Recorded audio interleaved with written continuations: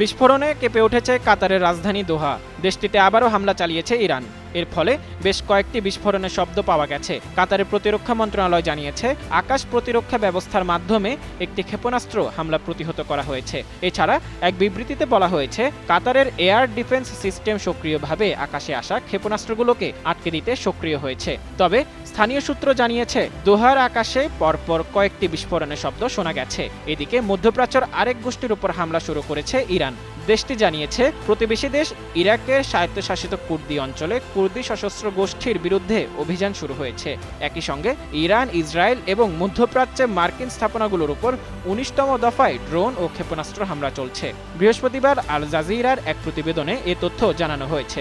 ইরানের রাষ্ট্রীয় গণমাধ্যম জানিয়েছে, এই অভিযানে ইরান বিরোধী বিচ্ছিন্নতাবাদী শক্তিগুলোকে লক্ষ্যবস্তু করা হয়েছে। তবে ঠিক কোন স্থানে হামলা চালানো হয়েছে সে বিষয়ে বিস্তারিত উল্লেখ করা হয়নি। ইরানের গোয়েন্দা মন্ত্রণালয় এক বিবৃতিতে জানিয়েছে, পশ্চিম সীমান্ত দিয়ে প্রবেশের পরিকল্পনা করছিল এমন বিচ্ছিন্নতাবাদী গোষ্ঠীগুলোর ঘাঁটিতে হামলা চালানো হয়েছে।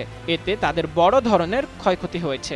স্থানীয় সূত্রের বরাতে প্রতিবেদনে বলা হয়েছে, ইরাকে উত্তরাঞ্চলের সুলাইমানি প্রদেশে একাধিক বিস্ফোরণের শব্দ শোনা গেছে। আরাবাদ, জারকুইজ ও সুরদাস এলাকার কাছে অন্তত 4টি বিস্ফোরণ ঘটেছে। ধারণা করা হচ্ছে, হামলার লক্ষ্য ছিল ইরানি কুর্দি সশস্ত্র সংগঠন কমালার সদর দপ্তর।